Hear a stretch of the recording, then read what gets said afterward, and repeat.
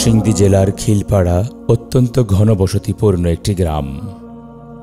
কৃষিকাজ ও দিনমজুরি করে খেটে খাওয়া মানুষগুলো অনেক কষ্টে একটি মসজিদ নির্মাণ করেছিল আল্লাহর প্রতি অগাধ ভালোবাসা থেকে।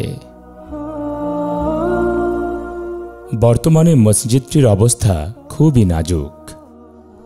দেয়ালের ফাটল ও রং খসে পড়া দেখে সহজেই বোঝা যায় কি বেহাল দশা এই মসজিদটির।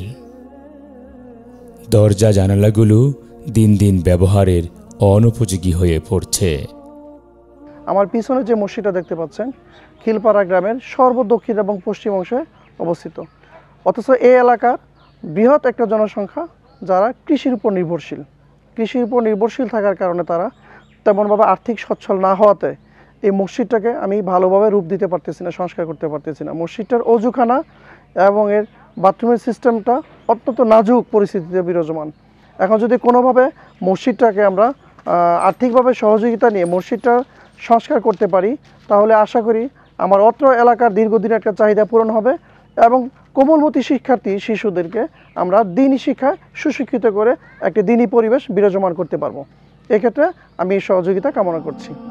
সকালে মক্তব এবং 5 ওয়াক্ত নামাজ জামাতের সাথে আদায় করতে এই মসজিদটি এখন পুনর্নির্মাণ বড়ই প্রয়োজন, কিন্তু মানুষগুলোর সেই সামর্থ্য নেই।